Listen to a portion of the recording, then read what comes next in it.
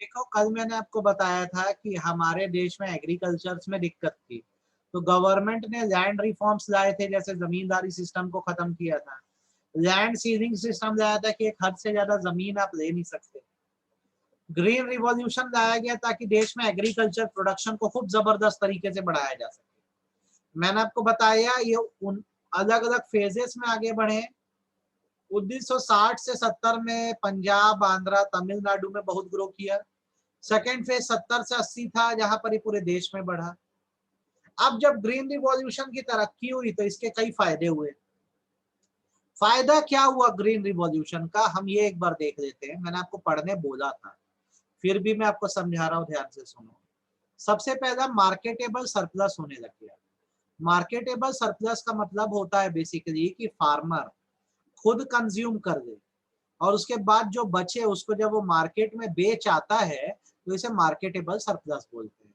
पहले जब green revolution नहीं आया था तो मैं 100 केजी प्रोड्यूस करता था और ये पूरा 100 केजी मेरे घर में ही कंज्यूम हो जाता था। मेरे घर में ही कंज्यूम हो जाता था, मेरे को बाहर बेचना नहीं पड़ता था।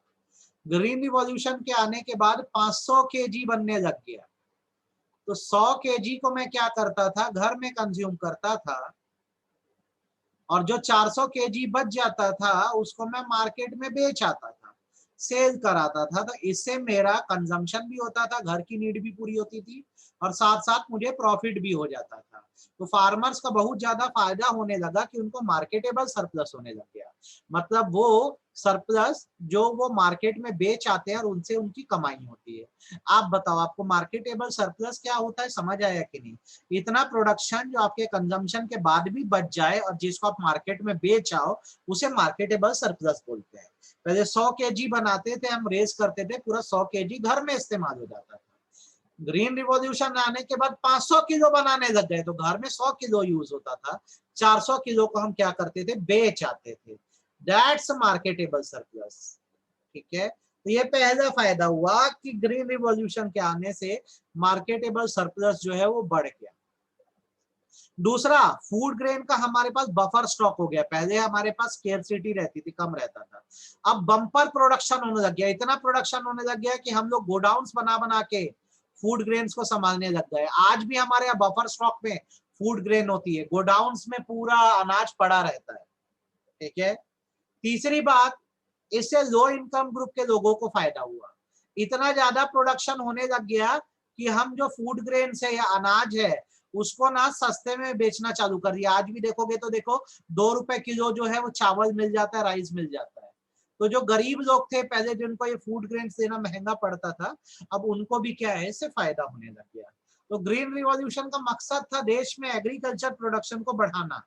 उसका फायदा ये आया कि सबसे पहला, इतना आपके पास एक्स्ट्रा बनने लग गया कि आप मार्केट में बेच पा रहे थे। That's marketable surplus. दूसरा, बम्पर प्रोडक्शन होने लगा फूड ग्रेन का, सरकार को इससे बहुत फायदा हुआ। और तीसरा, जो गरीब लोग थे उनको भी फायदा हुआ क्योंकि उनको सस्ते में फूड ग्रेन मिलने लग गए। आप बताओ, आपको ये इफेक्ट समझ आए कि नहीं आए? हाँ या ना? आपको ये इफेक्ट समझ आए कि नहीं, हाँ या ना, ये बताओ। ग्रीन रिवॉल्यूशन के तीनों फायदे समझ आए कि नहीं, फटाफट बोलो। आ गया? हैंड रेस करो भैया, बाकी लोग आया कि नहीं आया? ग्रीन रिवॉल्यूशन का फायदा क्या है? अच्छा, फायदे हैं तो नुकसान भी है। नुकसान ये होता था कि कई बार पेस्ट अटैक हो जाता था। टिड्डी दल नाम सुने हो? पाकिस्तान से उड़ते हुए टिड्डियां आती हैं, राजस्थान वाजिस्तान में पूरी फसलें खराब कर देती हैं। तो जो फार्मर्स क्रॉप रेस करते थे, जैसे high yielding variety seeds use करते थे, अब उसमें ना इन कीट कीट का या कीड़ों का या टिड्डियों का ना अटैक का बहुत खतरा रहता था। तो जितनी भी मेहनत करके फार्मिंग कर दो, जितनी भी अच्छी टेक्नोलॉजी का इस्तेमाल कर दो, ये पेस्ट अटैक पूरी खेती को आपके बर्बाद कर देते थे। ये एक बहुत बड़ा इशू था।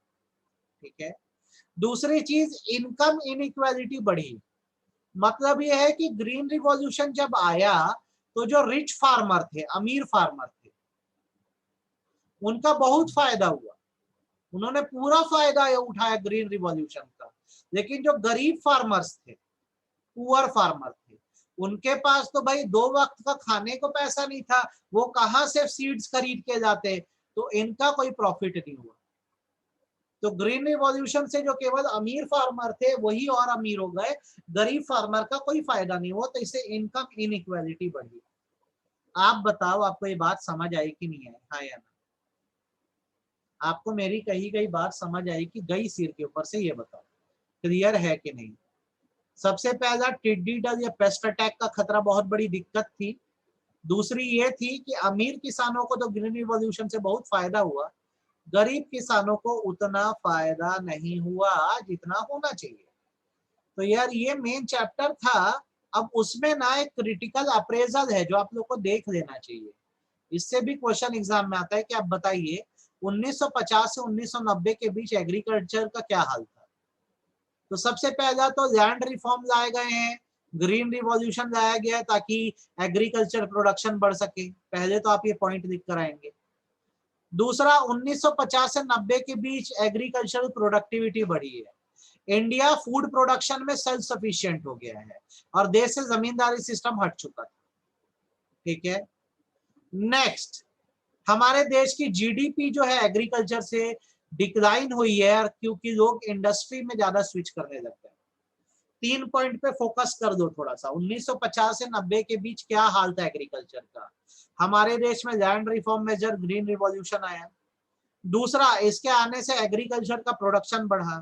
पर तीसरा, जीडीपी में जो एग्रीकल्चर का कंट्रीब्यूशन था वो डिक्लाइन हुआ। तो सर ये तो नुकसान है ना, डिक्लाइन हुआ नहीं भाई, फायदा है। एग्रीकल्चर का कंट्रीब्यूशन डिक्लाइन हुआ लेकिन इंडस्ट्रीज भी भारत में ग्रो होने शुरू हो गई, तो इंडस्ट्रीज का कंट्रीब्यूशन बढ़ गया। तो कान को ऐसे पकड़ो या वैसे पकड़ो, फायदा तो हुआ ही इंडिया का। अब लोग इंडस्ट्रीज में भी काम करना चालू कर दिए। ठीक है, देन 65% पॉपुलेशन 1990 तक एग्रीकल्चर में एंगेज थी। ठीक है, ये बात ध्यान रखना। ये अप्रेजल है, ये अप्रेजल आपको पढ़ना पड़ेगा, एक तरह का पोस्टमार्टम है कि 1950 से 1990 तक हम लोग कैसे थे। क्या आपको मेरी कही बात समझ आई? आपको मैंने जो 3 चैप्टर अभी पढ़ा दिए हैं, पहला Indian economy on eve of independence, दूसरा 5 ईयर प्लान, तीसरा एग्रीकल्चर।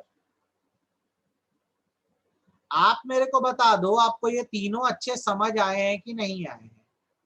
आपको ये तीनों ही चैप्टर एकदम अच्छे, सभी लोगों से मेरा सवाल है, खाली आदित्य या रक्षिता या सौम्या नहीं, सब लोग मेरे को बताओ। टिकेश्वर, उर्वशी, विजय, श्रुति, संध्या, अजीजा, खुशी, ईशिता, ईशा, हेमेश, आप सबसे मेरा सवाल है, आपको ये तीनों चैप्टर समझ आए हैं कि नहीं आए हैं?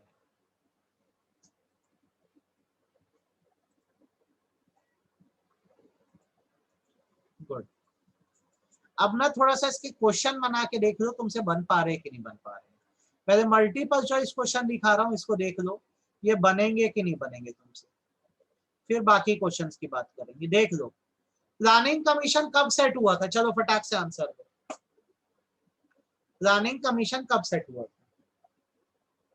आंसर ए है, बी है, सी है कि डी है?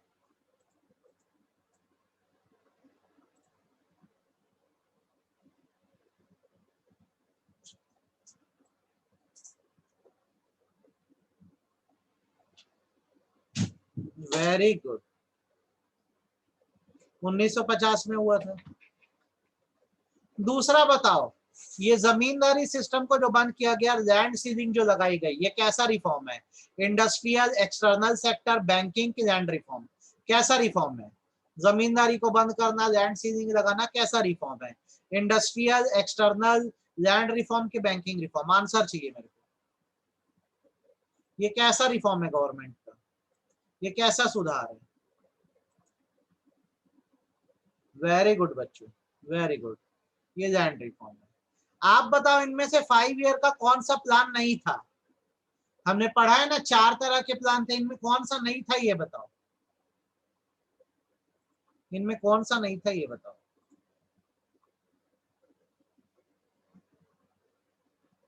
लैंड रिफॉर्म इनमें से नहीं था, ग्रोथ भी था, इक्विटी भी था, मॉडर्नाइजेशन भी था, ये था, लैंड रिफॉर्म नहीं था।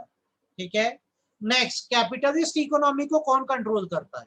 आंसर दो। कैपिटलिस्ट इकोनॉमी को कौन कंट्रोल करता है? आंसर दो, फटाफट आंसर चाहिए। कैपिटलिस्ट इकोनॉमी को कौन कंट्रोल करता है? Very good Karan, very good Tikeshwar, very good Divya, very good Aditya, very good Rakshita. Private sector control करता है कैपिटलिस्ट इकोनॉमी। इंडिया में कौन सा इकोनॉमिक सिस्टम चलता है बताओ? इंडिया में कौन सा इकोनॉमिक सिस्टम चलता है?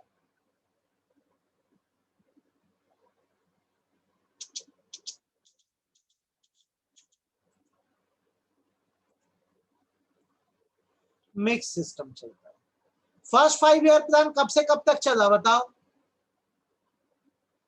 फर्स्ट 5 ईयर प्लान कब से कब तक चला?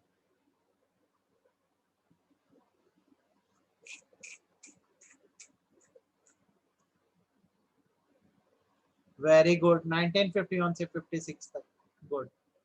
ये अगला नहीं बनेगा क्योंकि ये आगे के नेक्स्ट चैप्टर के बाद बनेगा, अभी नहीं बना पाओगे।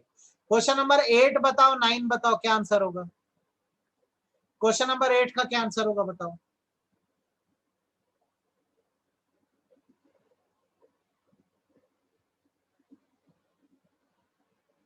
क्वेश्चन नंबर 8 का क्या आंसर होगा?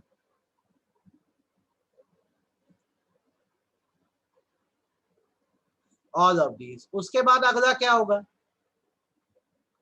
कौन सी इकोनॉमी है जहां फुल गवर्नमेंट कंट्रोल है? मैं बता देता हूं, सोशलिस्ट। ये ना 7 और 11 अभी नहीं बनेगा, अब अगला चैप्टर कराऊंगा उसके बाद तुमसे बन जाएगा, ठीक है। इंपोर्टेड गुड्स पे जो टैक्स लगाया जाता है उसको क्या बोलते हैं? याद रखना, टैरिफ बोलते हैं। हाई यील्डिंग सीड्स का सबसे पहला यूज कब किया गया? 1966 में किया गया। ये मैं आपको बता दे रहा हूँ। आप देख लो, ये शीट आपको मैं भेज दूंगा अभी, ये शीट भेज दूंगा, क्वेश्चन शीट। अब ये क्वेश्चन हो गए, उसके बाद ये 1 मार्क ईच के क्वेश्चन एक बार रीड कर दो। आपसे बन रहे कि नहीं बन रहे? आप यस सर बोलोगे तो मैं आगे बढ़ूंगा। ये 1 मार्क वाले क्वेश्चन एक बार रीड आउट कर दो बेटा, आपसे बन रहे हैं कि नहीं बन रहे हैं। ये 1 मार्क्स के आते हैं सब क्वेश्चन सीबीएसई में, आप रीड कर दो, आपसे बन रहे हैं कि नहीं बन रहे।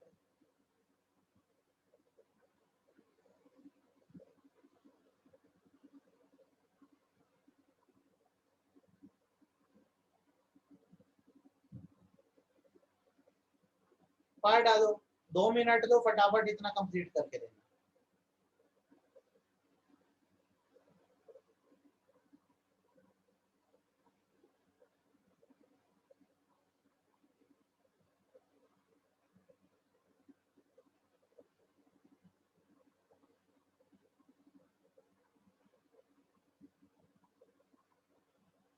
आप यस सर लिखोगे तो आगे मैं बढ़ूंगा।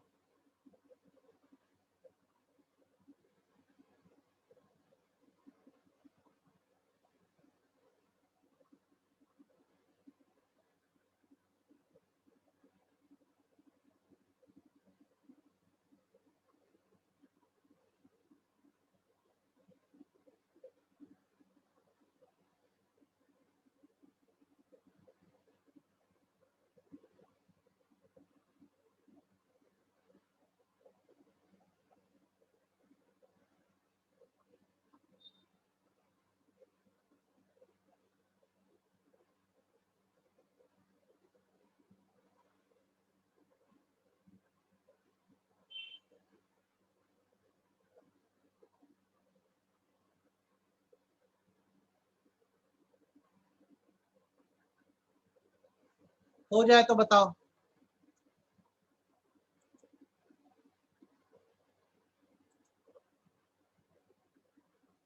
सर बोर्ड के लिए आपके क्वेश्चन और नोट से पढ़ेंगे तो सफिशिएंट है।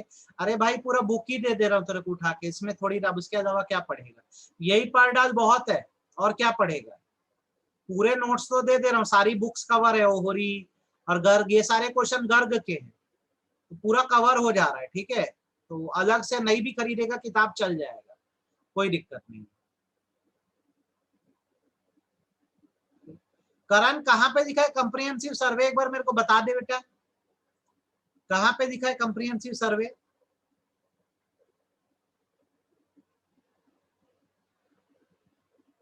कौन से क्वेश्चन में दिखा है?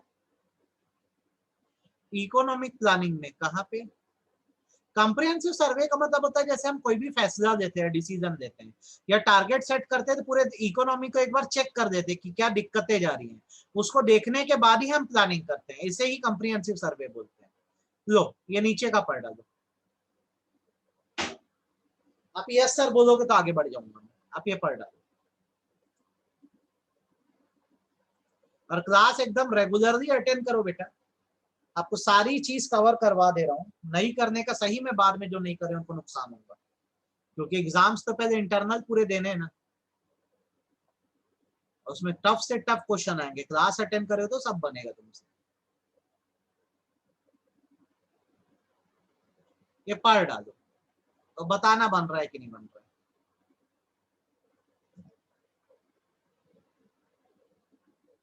आप नेक्स्ट बोलोगे तो आगे दिखाऊंगा मैं, आप इसको देख लो एक बार।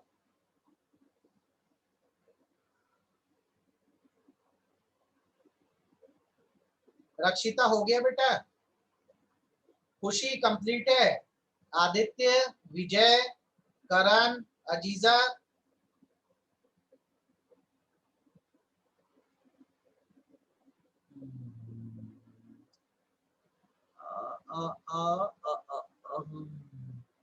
अब 1 मार्क के जैसे अपने हो गए, आप 3 और 4 मार्क्स के देखो आपसे बनेंगे कि नहीं बनेंगे। चलो मैं जो टिक कर रहा हूं बताना ये सब आपसे बन जाएगा कि नहीं। मिक्स इकोनॉमी बन जाना चाहिए, 5 ईयर प्लान में ग्रोथ वाला पॉइंट आपसे बन जाना चाहिए, जो ऑब्जेक्टिव है ग्रोथ, मॉडर्नाइजेशन, सेल्फ रिलायंस, ये आपसे बन जाना चाहिए। ये 3 बनेंगे कि नहीं बनेंगे पहले तो ये बता दो, फर्स्ट 3 क्वेश्चंस, पहले 3 क्वेश्चन बनेंगे कि नहीं बनेंगे? बन जाएंगे। फिर मॉडर्नाइजेशन के पॉइंट को आपको मैंने बताया 5 ईयर प्लान में, आपको सोशल मॉडर्नाइजेशन भी करना, टेक्नोलॉजिकल ये भी बन जाएगा, लैंड रिफॉर्म्स मेजर आपसे बन जाएंगे, ठीक है, ग्रीन रिवॉल्यूशन का एडवांटेज आपसे बन जाएगा, कैसे गवर्नमेंट ने इंश्योर किया कि स्मॉल फार्मर को भी ग्रीन रिवॉल्यूशन का फायदा मिले, एडवांटेज लिखना है इसमें, ये आपसे बन जाएगा, ठीक है। नीचे कुछ इंडस्ट्री के क्वेश्चन है, ये 2 क्लास बाद बनेंगे, अभी नहीं बनेंगे, ये 7, 8, 9, 10 अभी नहीं बनेंगे क्योंकि आपने पढ़ा नहीं है, ठीक है। 11th बन जाएगा, इंटरमीडियरी को अबॉलिश करने के बाद भी हमारा इक्विटी का गोल क्यों नहीं पूरा हो पाया, तो इसमें आपको क्या बताना पड़ेगा, जमींदारी सिस्टम बताना पड़ेगा। ग्रीन रिवॉल्यूशन के 2 फेजेस थे, 2 फेजेस में ग्रीन रिवॉल्यूशन हुआ है, हाँ सर हम बता देंगे। एक फेज था 1960 से 70 का और दूसरा था 70 से 80 का, इसमें हमको दिक्कत नहीं जाएगी। ग्रीन रिवॉल्यूशन की 3 अचीवमेंट हम बता सकते, बफर स्टॉक था सर, और मार्केटेबल सरप्लस हो रहा था और सबका फायदा हो रहा था, हम बता सकते हैं। यह भी ज्यादा नहीं बनेगा, इंडस्ट्री वाला नहीं बनेगा, कुछ समय में बन जाएगा लेकिन, ठीक है। ये ऊपर का ये पढ़ के दो, ये समझ आ रहा है कि नहीं आ रहा है? ये 5 क्वेश्चन पढ़ के दो, आपसे बन रहा है कि नहीं बन रहा है? अब ये 8 वाला नहीं बनेगा मन, 2 क्लास अटेंड कर देगा उसके बाद बन जाएगा, अगला जो चैप्टर बताऊंगा ना उसके बाद बन जाएगा। ये 5 क्वेश्चन पढ़ के दो, बन रहा है कि नहीं बन रहा है बताओ।